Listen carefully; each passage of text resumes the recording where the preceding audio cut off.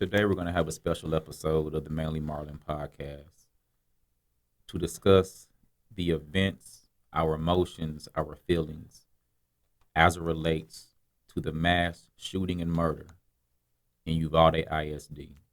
My heart goes out to the students, to their families, parents, grandparents, just the entire Uvalde community for the tragedy that happened yesterday. Today, I'm joined by Lawrence Galloway and Stacy Parker, and we are the Marlin ISD team. But anytime a tragedy hits this close to home, not just because it's Texas, but because we are educators, it hurts and it stings. I saw some data that said from Columbine to Robb, 169 deaths have happened in U.S. school shootings. Dr. Parker, what is your overall thoughts and feelings about what took place yesterday? So when I first heard about the news, my immediate mindset just always go to what are we doing and is it enough? I thought about no, because I thought about It's not the enough. active drills, but then I also thought about so we have written in, a policy, active drills, or we run these drills, but the level of protection, is it really there? Or are we getting comfortable? In which I thought we're getting too comfortable in our small communities, much like Marlin. I feel like we are all targets of that. Harm, danger, of harm, danger, death. because so I was sad. My immediate reaction, I was a third grade teacher. I couldn't imagine.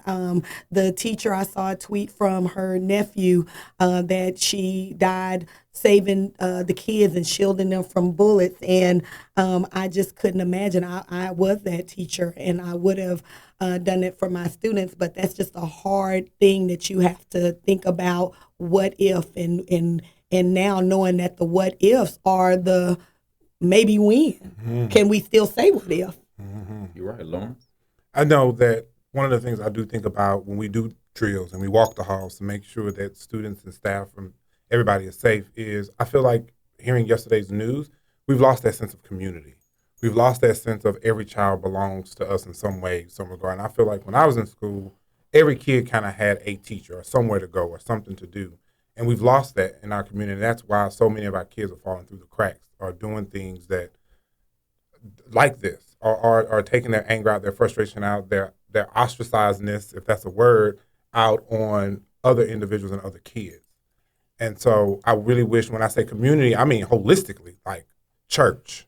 I'm saying Vacation Bible School. People don't go to church no more, Lawrence. Boy Scouts. I'm saying I'm saying all that. We pray, but we don't go to church no more. We don't. But that whole sense of community and when everybody in the community kind of did these things together just brought a different environment or brought a different mindset in society. And we've lost that, in my opinion.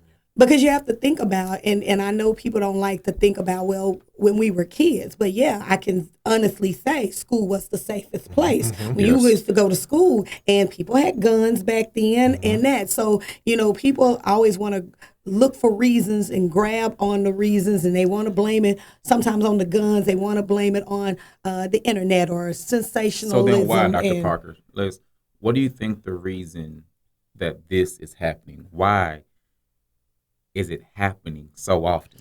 I think because it just goes back to what Lauren said. We are becoming disconnected from the unit. We are not catering to these children as if they are our own things. It's good speak, like you say, sound bites, things that we say. Yeah. But I mean, I'm going to be real. And I'm just going to be real. I've worked in multiple districts across, and I know it's nice to get on sometimes Twitter and other social media platforms. Oh, poor teacher, this. I social emotional. You're grown. You're an adult. Go get a therapist. Use your insurance. And yes, I'm not saying that we don't, as a leadership team or as a community, don't care about our teachers or our adults. But what I don't always hear an outpouring of is, well, what about that kid that's quiet in class? class with his hood on Correct. all the Yes. time? Yes. What Yes. about that kid that the kids bully, or we know that may smell bad? That or sometimes the faculty and staff bullies. talk about. Mm-hmm. Yes. You know, like yes. today we're gonna have a Yes, very real yes, conversation. yes, I'm at the yes. standpoint of I don't care how this is used against me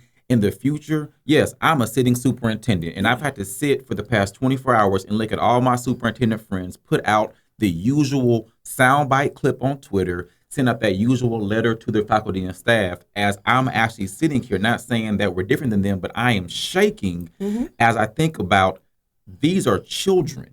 They could be in our district, the district next door. These are actual children. So whenever I think about the why this is happening, we have become completely desensitized to the majority of things that we think are negative in life. Guns are common, violence is common, issue of sex on TV is common, the inappropriate language, just how we Cursing. go about things is not the way that it used to be. No. Do we have to go teach morals and ethics in church to every child? No, but I can say this. It felt safer back in the day. It did. It was. Never had to. And I worry. can say, like, right now, it has more restrictions on voting than getting a gun. Yeah. Like, it's hard. It was hard for me to change my driver's license not too long ago, and I had to go through so many loopholes. But I can easily walk into a Walmart, I don't know if they still sell them or not, and buy a gun at 18. Guns don't kill people. People kill people. So I found things like that. Like, we can regulate so many other things. We can regulate so many other industries. We can regulate biological issues with people, but we can't regulate the safety of children. Right. COVID-19 came out of nowhere, and we were able to create a vaccine and get everyone who wanted to be vaccinated in a matter Of months. of months' time. It was I it had was- policies, legislation, passed bills. and not to politicize this, but there has to be a role that our government officials take at all levels, from our school boards to our state and federal officials. America is a country that definitely abides by the law. We're not a revolting country. And since we're rule followers, typically whenever the government says something, we get in line. And no, I'm not putting it completely on whoever sits or holds a professional office. I think a lot of it does come back to parents, but every child is not blessed with great parents. Right. So the only thing that we know that all children go to and have to go to by law is school. Right. So we need to talk about not just today, not next month, whenever we forget about this, but continuing talks on what can we bring to our schools to be proactive and not reactionary. So we're just sitting there crying and we're upset and we're enraged. And I think that one of the things that I talked about and I thought about, because I was talking to a friend and he was referring to the young man that did the killing. Oh, this monster, The murderer? the murderer, because that's what he did and that's what he is. But I often also thought about, though, this student went through somebody's public school system, and Yes, ma'am. and where did we fail this child? Yes, ma'am. Where. And not that, because people will say, well, it's not our responsibility. We have these children longer than their parents or grandparents or guardians. And where did this person not feel cared for? Where did we not see the signs to make a referral to a mental facility or to get some other help? Who ignored maybe the bullying or the kids talking about? Or I think as stories unfold, I think something said, of course, he was bullied. And then instead of we take that stand and say, oh, they always run to he was bullied, or even if it becomes a race issue, well, if he was black, it wouldn't be. But we don't know. But I know that if an 18-year-old senior in high school take an act out that's heinous, we have to ask ourselves, well, if he was innately born a monster, then why did we not see the monster from grade Correct. pre-K through 12? So then I always kind of slightly push back on that to say somewhere the monster could have been tamed, coached, talked to, loved, coddled, and like we can't control what happens in home life. I think he shot his grandmother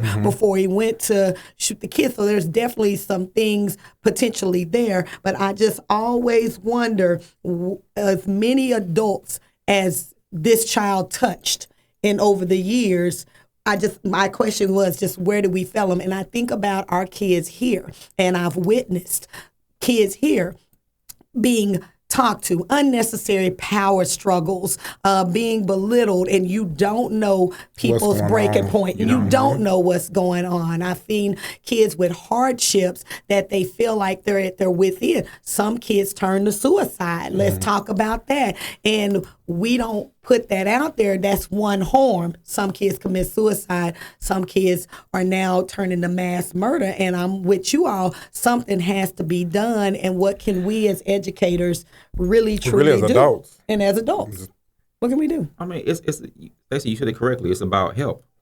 We have to, as educators, and yes, I put it on educators. I hold us to a higher standard. Period.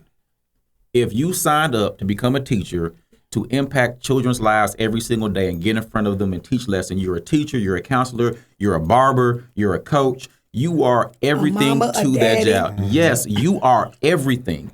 And so we have to make sure that we're intervening. I put out there on Twitter a few weeks ago, I expect perfection from every educator, Marlin ISD, that comes in contact with children. Of course, if someone has to come in the comments every now and then, is that realistic? That causes mental health issues. It's very simple. If we're not striving or if we're not expecting a 10 for any adult that touches our children's lives, then we're missing the point. Education, in my opinion, it's just gotten way too lax. Yes. And the heart of the true educator has become non-existent. So, Dr. Henson, are you saying that a teacher could have prevented this? I'm probably going to say yes. A few teachers, a few coaches, a few positive experiences to where that murderer would not have wanted to go harm children in a school. Mm-hmm. I would definitely say one of the initiatives I think that was a great start was our Bulldogs of Distinction that we have to catch those kids who just a simple fist bump, hey, how you doing today? Yeah. Hey, how's it going today? And being part of a group that's not necessarily athletic or academic, it's just about experiences, I think has helped that group of young men, and this is the second year of it, and they'll start to matriculate into high school, help them just navigate their thoughts and focus to potentially not do something or harm to somebody else. But I'm going to say, too, and just not calling anybody or anything out, was just that even when I was serving as the high school principal, the level of relationships that I strive to build, I had it commented on that, yeah, you know your kids. Oh, okay, you good with your kids, but the understanding was not that the depth that I know my kids. Every kid at this high school, I know who their mama is, their grandma. I know their situation. I've had to call CPS. I've had to call counselors, going that extra mile to, hey, can we see? I saw with our tech director some Google searches, not knowing that the student was doing a report, but it was all about domestic violence and can it cause cancer and this. I came over and pulled the student, hey, can we talk? Are you having some troubles? Who takes the time? It's that level of going the extra mile. And so with the mentorship programs, but you got to care enough to say,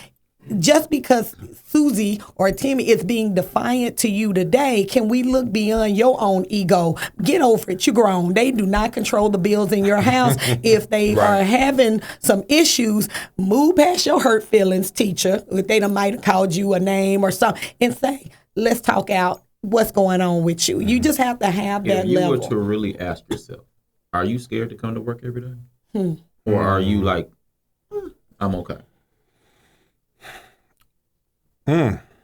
That's a tough question. I would honestly say